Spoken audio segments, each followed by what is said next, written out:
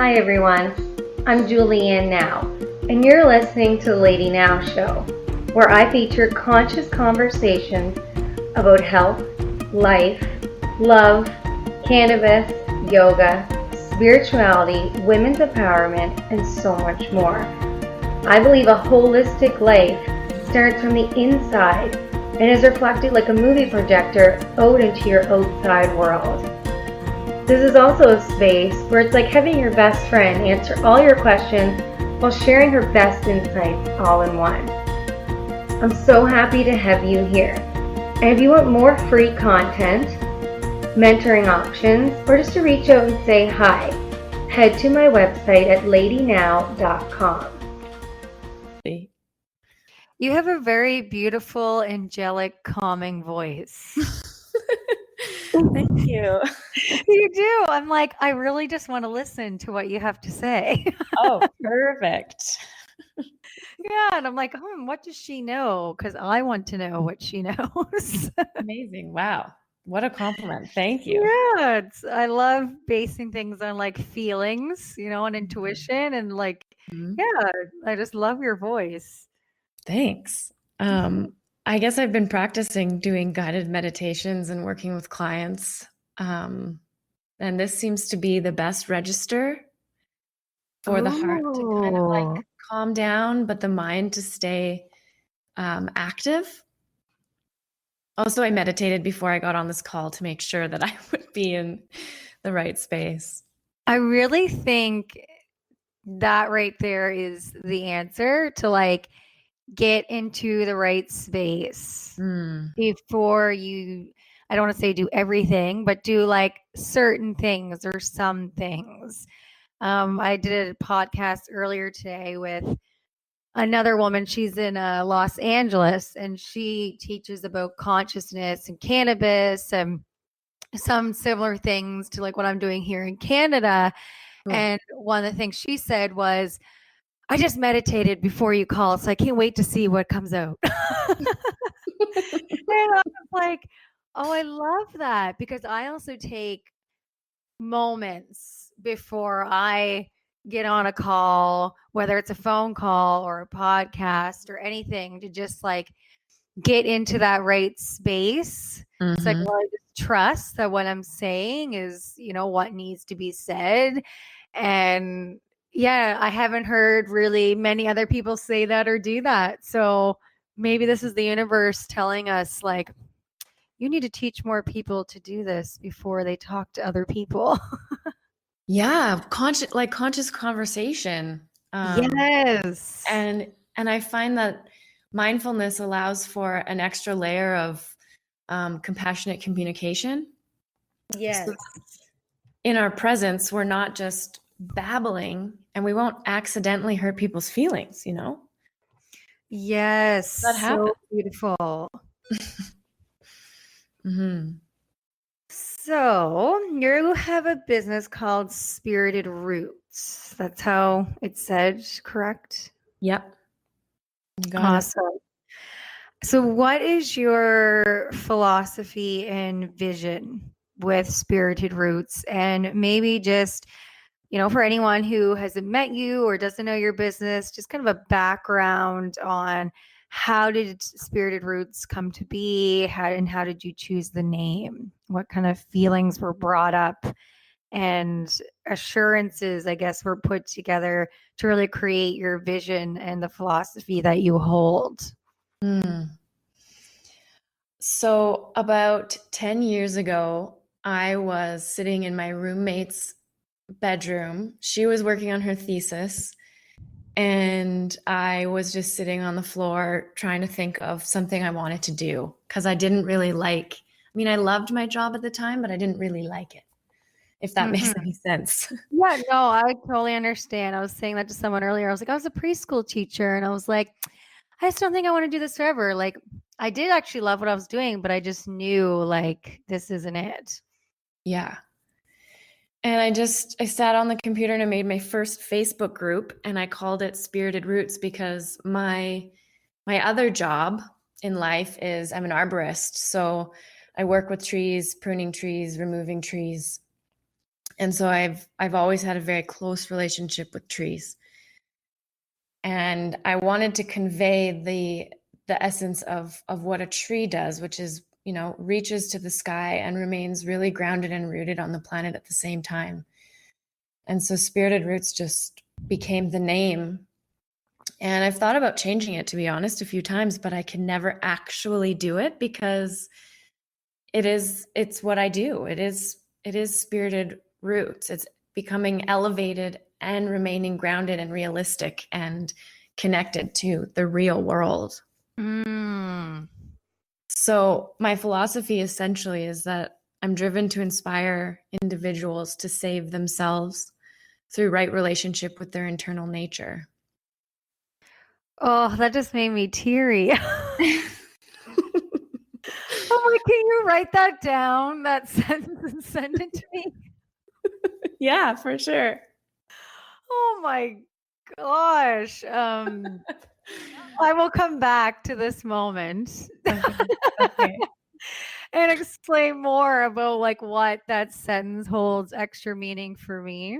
Okay. We'll allow you to continue with your name, but wow, what an impact you have on the earth and will continue to have with that intention. Oh, you just gave me goosebumps. Yeah, so I guess my vision, I know my vision is to cultivate community space that nurtures and supports the wholeness of being in a way that does not exclude the human and primarily the emotional nature from our daily lives. So I feel like we have been cultured and taught to live very separate from our emotional body. Mm-hmm. And the emotional body translates into the subconscious mind. And when we put up barriers to feeling, anger, grief, rage, sadness, isolation, joy, love, excitement, when we put up barriers to those things in our mind, we block them in our body. And then we ended up with a massive disconnect between what we know is true for us and what we believe mentally. And we hold ourselves back, and it's an accident. Wow. I'm just like shaking my head. Like your words are like so incredible. Like the world needs to hear all of this. I totally agree with that. It's like this emotional intelligence just does not exist, nor do people want to talk about it or create avenues into how to talk about it. Right. Because we are so disconnected from the body. Mm-hmm. What are some examples from your own life that you have been disconnected from your body and have come back to it? And what does that look like and feel like? Just like is to paint a picture for someone who maybe is going through that but doesn't realize, or has gone through that and is looking for some confirmation to know like, oh yeah, that is what that was. Great question. So my best example is my old job. Mm-hmm. Being an arborist, it's an incredibly rigorous job. Like it's very, very physical. So you're working, well, because I don't know how to do anything at 70%, I Yeah. was always working at 110. And so putting my body through that much physical labor, and then I'd get home. So it'd be 8-hour days, climbing trees, dragging branches, lifting branches into the chipper, loud noise, chainsaws. Like it was a really aggressive job. And I'd get home and I would then go to work out.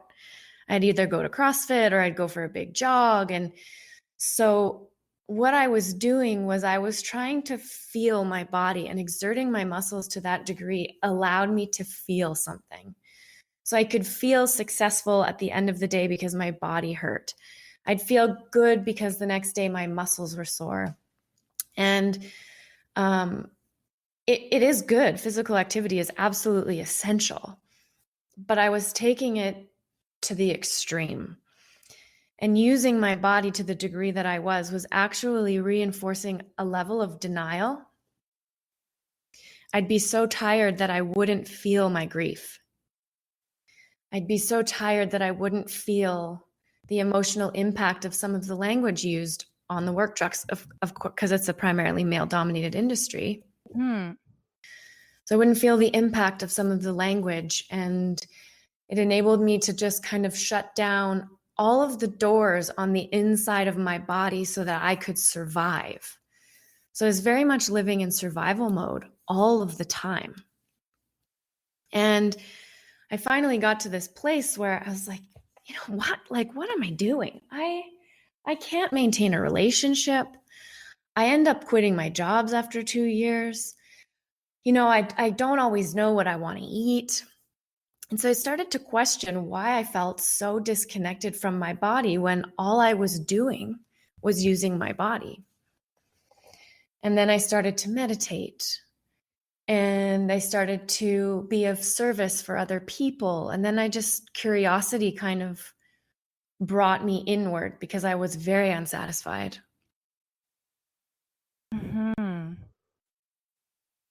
Wow. And then once you became more curious, where did that lead you? So being more curious, so this will kind of lead into how I found breathwork. Yeah. But I was doing Reiki and intuitive healings on the weekends and on evenings, also after going to my job Monday to Friday.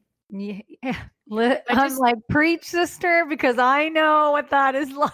Oh my gosh. In the transition period, it's like you look back and you're like, what was I doing and how was I doing that? How was I doing it? How was I doing that? Like Yeah. working 2-3 jobs, but doing yoga training, plus wanting to teach yoga, plus wanting to do Reiki, because like those are the things I really loved. But then had this other job and these other commitments that like I had to do to pay the bills. And now I'm like, yeah, like we look back and it's like, how did we do that? Oh, it's mind-boggling. Totally. And then I think that spirit is behind that. You know, we can manage. It's like, I use this analogy a lot when I was working trees and doing spirited roots. It's like I had one foot on the dock and one foot on the boat. And the foot on the boat was my spiritual life, was my business life. And the boat kept getting bigger and bigger and bigger and more beautiful and gentler and more tender and more inclusive of who I was as a person. And it started to kind of separate from the dock. And I still had one foot on there.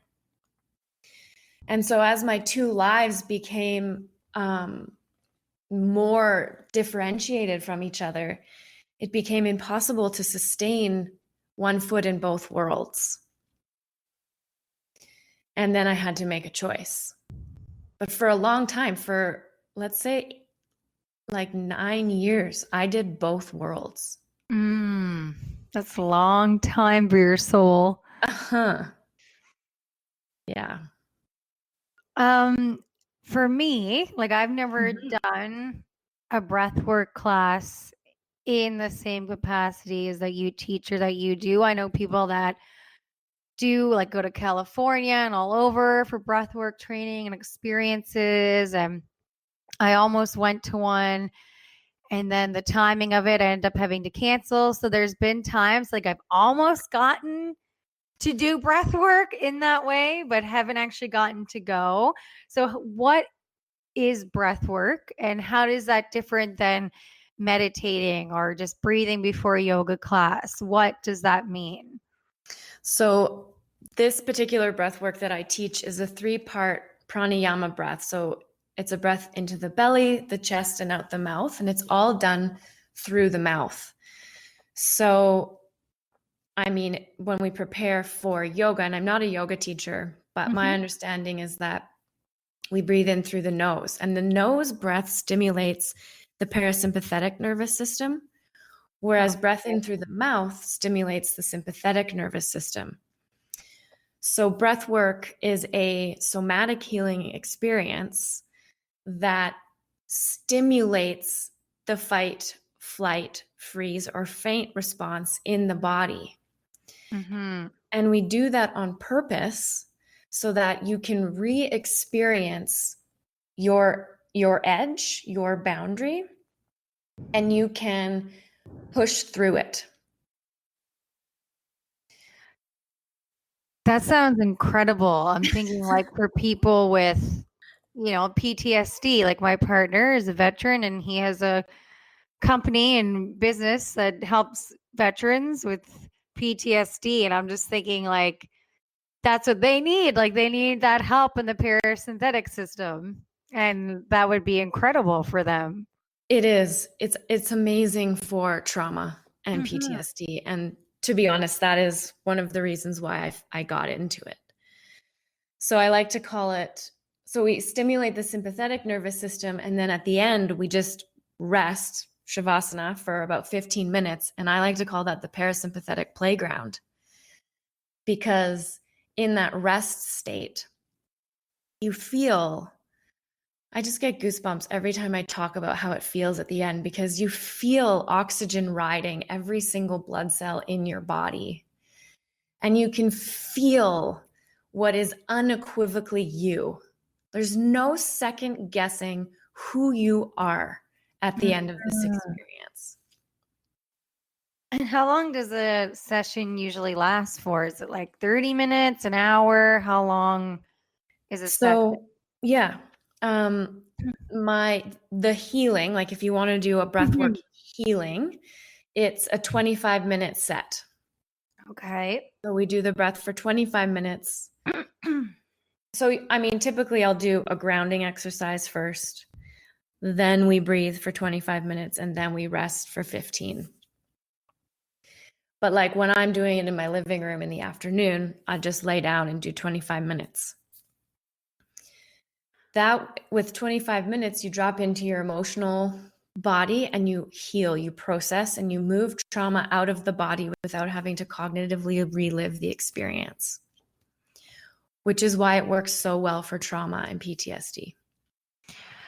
And what do people need for a session like this? Like just a yoga mat or somewhere comfortable to lay or sit?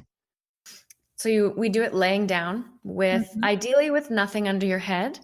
Now, if you have severe body pains or neck issues or whatever, a small pillow under the neck is okay. But we want to keep the throat chakra as open as possible. So you can be laying down on a yoga mat. You can be on a couch in your bed. You want to be comfortable laying down. You can have bolsters under your knees, and usually a blanket because your temperature changes during the experience. And if you wanted to have like an eye shade, you could do that too. So you don't need much. Mm-hmm. Do you ever record sessions and then send them to people? Because I'm like, I would love a 25-minute session and of course pay you for it, but also be able to like introduce it to my partner and to the group in a way that's like, today we're going to do this, like in a setting that they're already comfortable with, in a setting that they're comfortable, like with me being there. Absolutely. I was wondering if you ever do anything like that people could like get a recorded session or something from you. Yes. So I would absolutely love to do a session with you and your partner. We can do that virtually, no problem. Mm-hmm.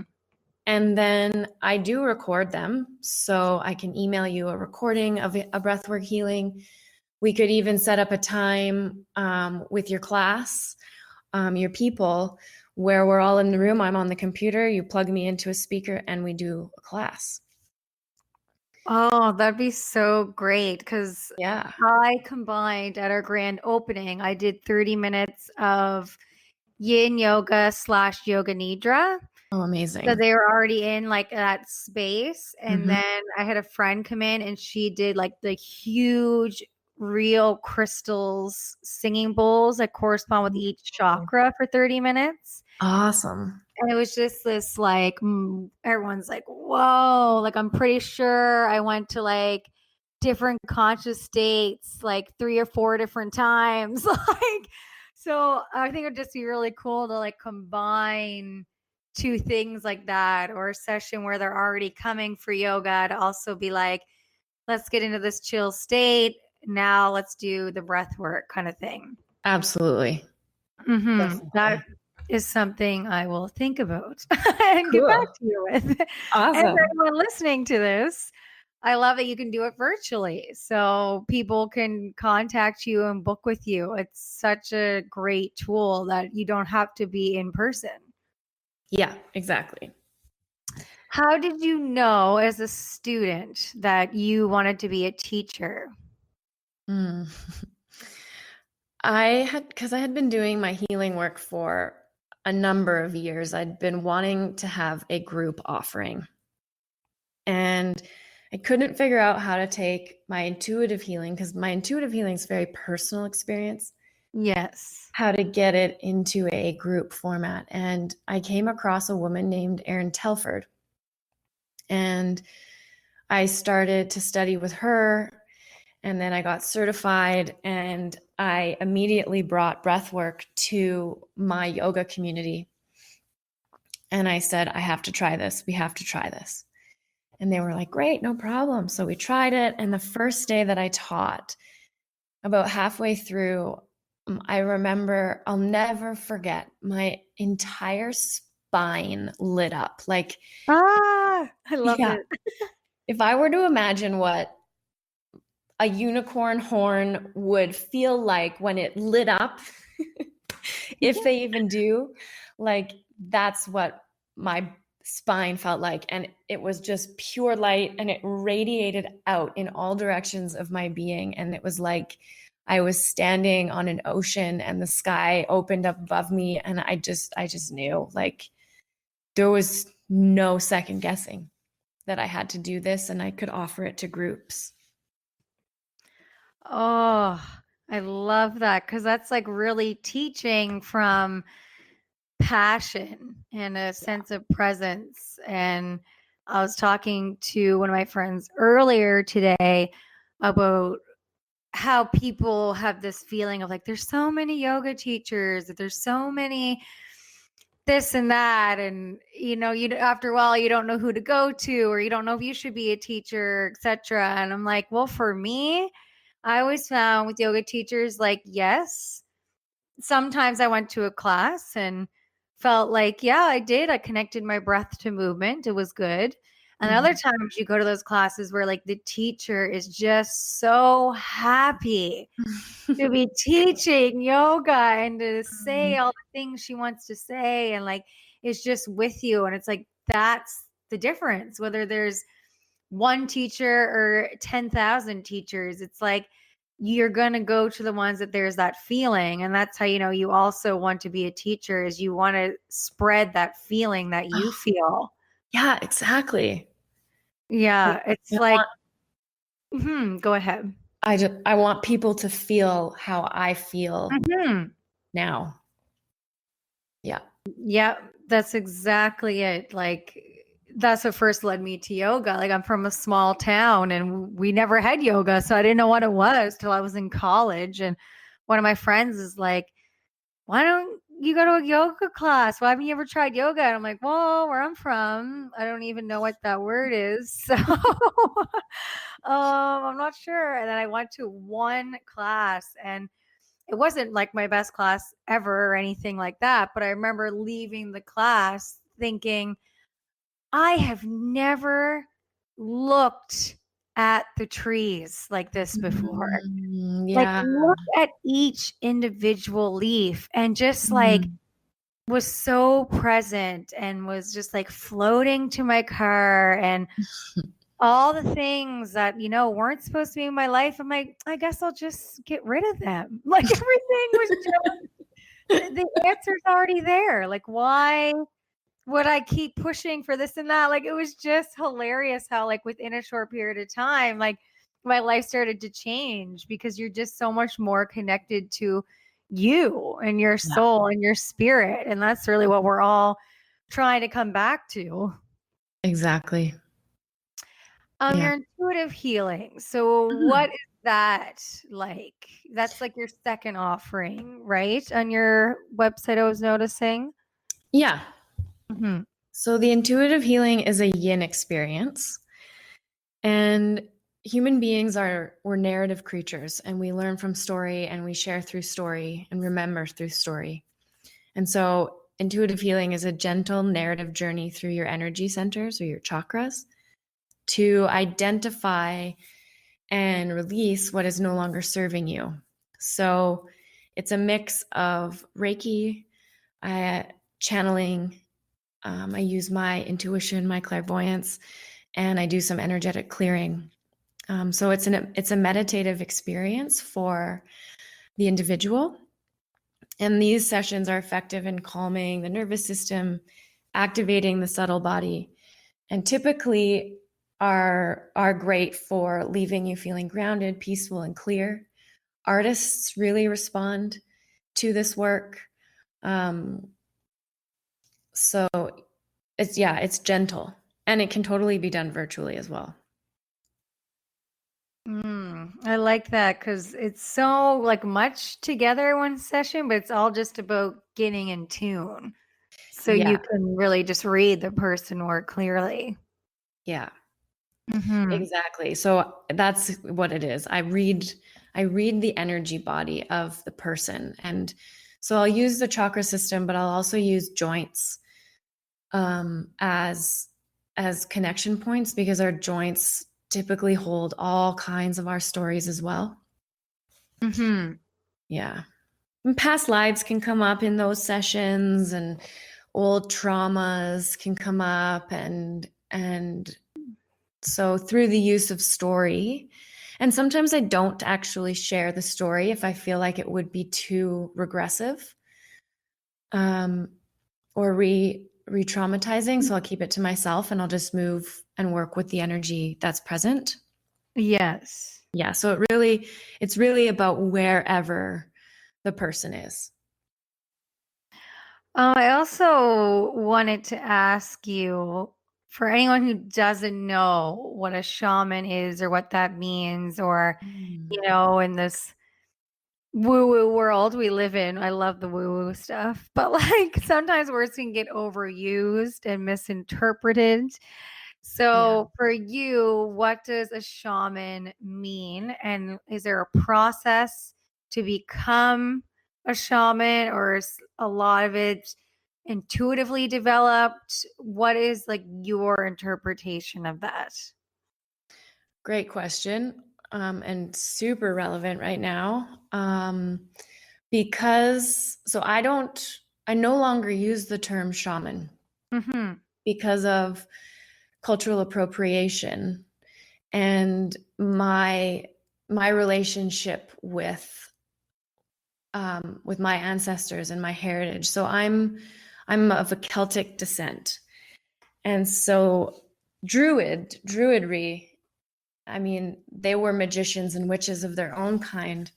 And so I connect more to that at the moment. But to become a shaman is a direct, like you get it from your genetic line. So in the indigenous cultures, their medicine people can sometimes be referred to as shamans because they were raised from the day they were born to be the shaman.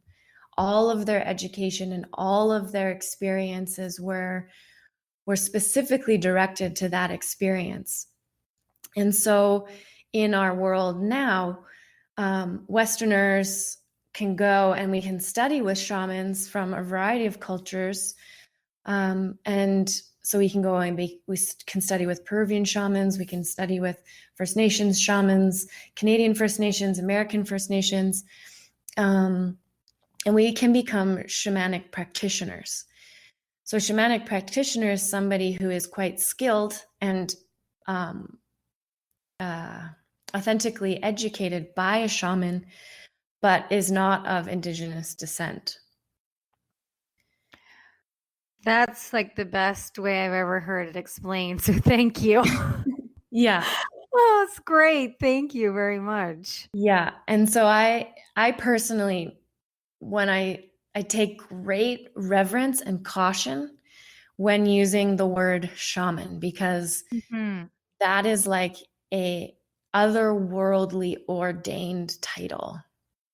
And we can't just give ourselves that title.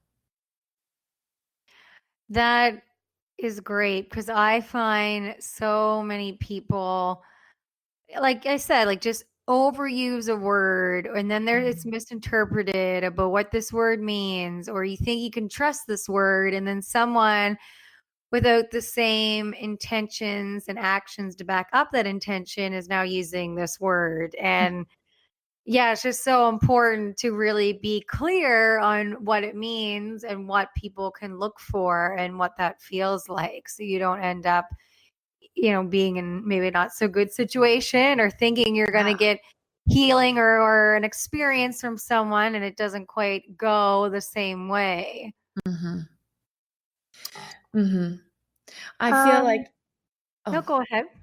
Anytime someone takes the guru out of you is when we need to ask ourselves more questions, because the teacher, the healer, should always be pointing back to you.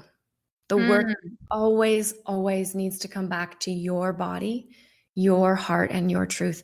And anytime the answers are professed to be outside of the self, that's when I personally look around again and ask myself more questions. Oh, that is so great. Because, yeah, well, me and my partner had a conversation. Like, he is also very in tune, and we do retreats and energy healing and all the good stuff. And cool. We were talking about how, like, there's those people that they're trying to make you or the client or patient or whatever think that they're the healer and the one doing it to you, when really they're connecting with you and you're the healer. Yes.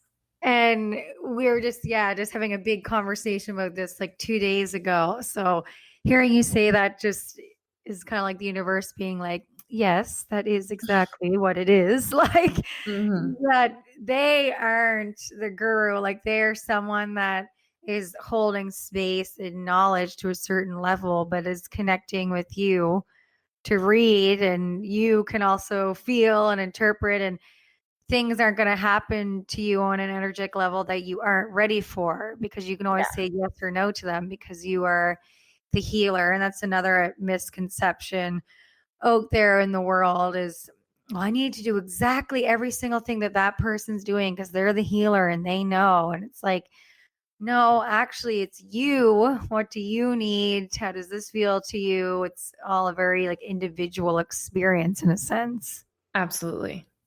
Yeah.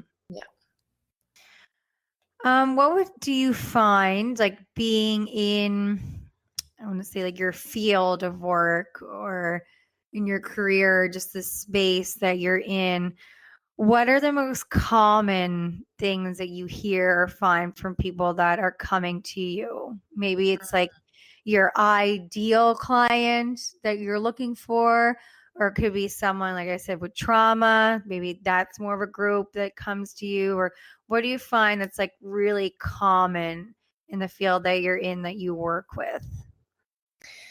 People with anxiety and depression, and sexual assault survivors, trauma survivors, people who are feeling really stuck. And all of those things that I just listed cause stuckness.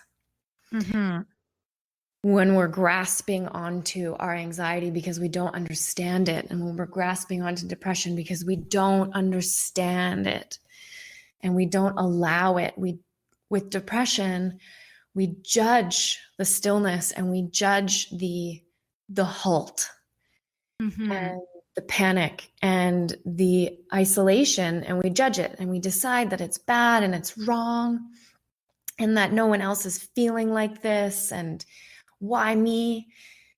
And so I offer a solution. I offer a way through that is 100% guided by you. But I do have tools for bridging that gap because I've been there. Yeah. Yeah, that's the way to put it too. It's like I've been there. So you can trust that I know what I'm talking about and I can help you get there and the other side. Yeah. That's what brings also credibility to people who want to heal and help others. Yeah.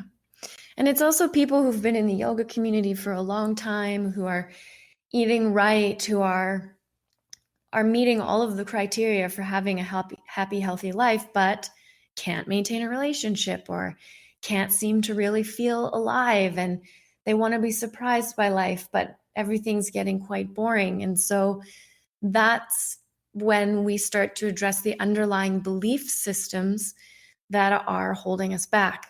So even though we're doing absolutely everything on the outside, if I hold a fundamental belief about myself that I'm unworthy, I'm not going to end up in a relationship that encourages my mental, spiritual, and emotional growth because of that unworthiness. If I'm constantly broke, I have this belief that, either I'm unworthy of receiving money, or I have to work exponentially hard to prove my value. Mm-hmm. And so we end up addressing the underlying beliefs and bringing them into alignment so that our goals do actually become attainable. That's another great way of putting it, because I feel like there's a lot of talk out there about belief systems and manifesting, and just really getting down to the nitty gritty of what's in our core, of what is stuck there that we don't even realize is there. Yeah. What do you do in your life, whether it's like every day or just as needed, that keeps you in alignment with what you believe in or what you teach or what you're always working on? What keeps you in alignment, and what are some things that you do to get you back into alignment when you feel like you're not there? I breathe. I do breath work. I lay down for 25 minutes and I attempt to drop all my experience, and I show up with as much of a beginner's mind as I possibly can, because my ego's running the show, right? Usually in those moments, and ego's playing a game and trying to remind me about the old stuff or why something isn't possible. And so I lay down, I grab my stones, I light sage, and I breathe, and I attempt to get over myself. And if that doesn't work, I go to a workout. I go burn some of the energy, but breath work usually really gets me out of my own way and reactivates my creativity, so I can sit down in front of my computer and I can accomplish something, or I can come up with a new course or a workshop or whatever. So breath work's my primary. And then I sit for a tea meditation, which is a silent meditation with tea. And I just experience tea. Oh, I love tea. Yeah. My hands on my heart. I'm like, I love tea. Yeah. Yeah. Yeah, me and my partner, we call it tea and joint time, because we'll just like we both are medical cannabis patients for different reasons and treating different things. And so we'll, get our favorite strain rolled, and we'll just sit outside on the deck next to the lake, or just, it has to be inside in this great room that we built for when it's freezing cold winter here in New Brunswick. We still want to be as close as we can to the outside. Yeah. We'll go in there and just make a huge cup of tea each, light it, and just sit there quietly with our tea, look, listen. And then sometimes after the first joint, or just waiting a little bit, then we'll really just like start talking, whether it's something that like we've been waiting to talk about, when it was like a good setting for us to talk about, if it's like a heart to heart, or if it's just like, yeah, when we went and did this, what did you think about that? And I was reading this today and I thought about this, like just a different way to like reconnect. Absolutely. So it's like kind of coming back to yourself, but then also being like, hi, I would like to talk to you in such a healthy way. Yeah, exactly. Yeah. We say that to a lot of people. We're like, I think instead of that fight, you should just have tea and talks, we call them. Totally. Oh my gosh, yeah. Get conscious Yeah. again and then Mhm. have the conversation. Yes. Yeah. What does consciousness mean to you? Oh my. What does consciousness mean to me?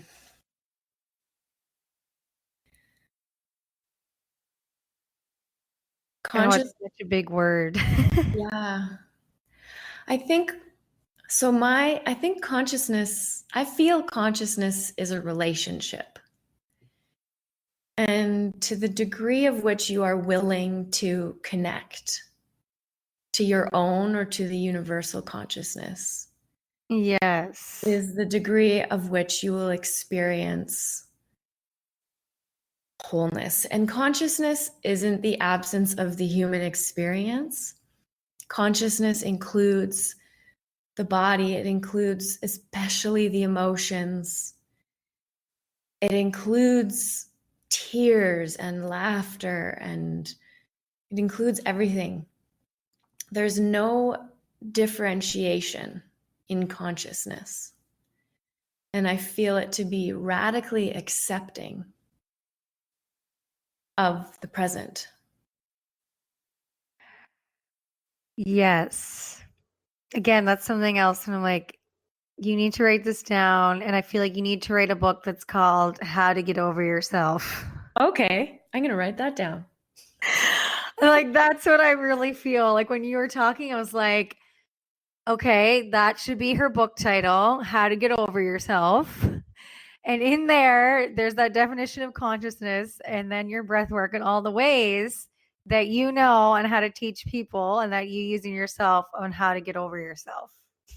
I love it. I'm going to do it. That is what's coming to me. And I think it's going to be a hit. Okay.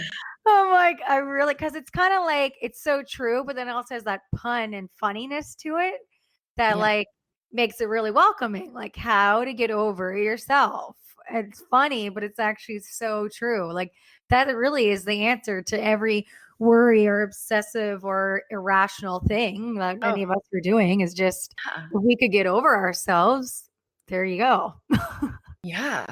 And empty out. Yes, yes, yes. Mm-hmm. And that Totally. could be like your sequel called The Emptying Out. Empty out. Okay. Okay, yes. I'll write like a little forward, like this is Okay. the best book ever, people. You need to read it. Oh, I would love that. I can't wait for this. I'm smiling from ear to ear right now. I know, me too. I'll just do two more questions. We Okay. can slowly start to wrap it up. One thing I wanted to ask you about was I noticed that you offer a course. So Yeah. if you could just share a little bit about that and also like how people can contact you or follow you or connect with you or see what you're doing and if you have anything that's coming up, how do people follow along and find out this information? Cool. I have a 6-week course that you can purchase on my website. It's called Felt Sense. And our felt sense is our inner knowing. And so we use the body to connect and to let the body know that when there's a sensation that we experience, that sensation is enough of a reason for us to take action. Mm-hmm. And that's the biggest kind of downfall for us, is that we don't let a no mean no in our body, and we still go with what we think other people need from us. And when we start to revere the body as a barometer and as truth, then we take ourselves more seriously more often. And so essentially, Felt Sense is a 6-week program through a guided breathwork healing. So you'll get 6, actually you get 7, because I threw in a full moon virtual healing to the group. So you get 7 breathworks, healing classes. You get weekly contemplation exercises, and you get a 15-minute yin meditation as well. So it's breathwork healing accompanied by weekly exercises that create a sacred container for you to do some spiritual work on your own time. That is Felt Sense, and it's great. And then I actually have a 7-day power course coming up in mid-November. And it's designed to be used in 2 ways.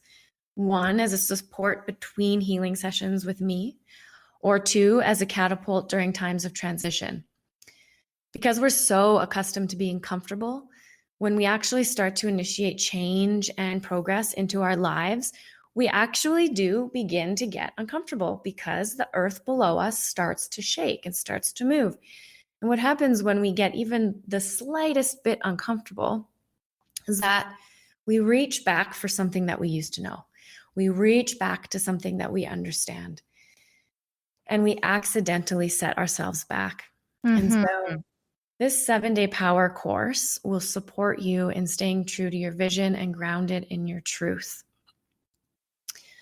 It's also kind of handy that I'm launching it mid-November because a lot of people say if you want to test your yoga practice or you want to test your spiritual nature, head into town and stay with your parents for a week, right? That's one way to get the nervous system really activated. So you could use the power course as a way to get grounded when your nervous system is flaring because people around you are saying things that no longer resonate. So you can go down to the basement or back into your room and connect to the breath through that course. Those are all so many great options of just being able to, and I like that it's not like watch this and then that's it. It's like you can integrate each step and it takes time, and it's not just like a quick fix thing like people are always looking for. It's like really embodying the principles.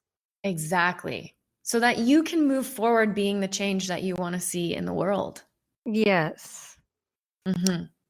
Yeah, any final contact information or anything that you would like to share? Any words of wisdom, info, anything at all? So one-on-one sessions can also be done virtually, and you can book one of those through my website, which is spiritedroots.com. You can also find me on Facebook, Spirited Roots Healing, or on Instagram at Spirited Roots. So any of the work that I do one-on-one in person is absolutely as effective virtually. That's the other thing I love about my work, is that energy travels, energy exists, and we can connect to it wherever we are, however we are. And so I suppose my final tip would be come as you are. My last name is Sullivan, so my initials are AS, and I like to say, come as is. As is. You don't have to be evolved spiritually to show up for this work. You don't have to ever have meditated a single time in your life to show up for this work. You don't have to have a clue what you want out of this work to come. You can have eaten whatever you want all day and show up. I don't care. When we begin the spiritual path, there is absolutely no judgment. There's no judgment. Universal consciousness does not care who you are, what your practices are, how you feel about yourself, or what others say. Universal consciousness wants you. And so oftentimes I hear people say, oh, I'm just not ready to come and see you yet. I'm like, I don't understand that. Yeah. I don't get it. What do you mean? Well, I'm still drinking Coke. Like, that's ridiculous. Coke doesn't affect your ability to connect to spirit, or whatever. Yes. That's kind of an arbitrary comment, but. Yeah, no, it's like their own individual belief of like, I need to be perfect. And then I can try. Or then I can think about it. It's like, well, you already are conscious and you already are being. Like, you just are being yourself, and that's enough. And then, like, yes, if you want to change something, well, you can, we can work on that together. But it's really just, like just showing up as you are. Exactly. That's probably a good wisdom for everyone. Just show up as you are. Just come. Just try it. If you don't like it, that's cool. But if you do, it might just change your entire life.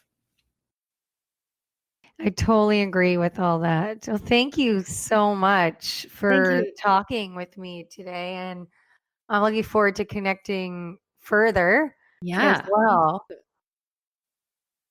This was a really fun experience, and I can't wait for collaborating potentially. That would be wonderful. For sure. I hope you have a great time with your parents in Calgary. Yes, I will. Thank you.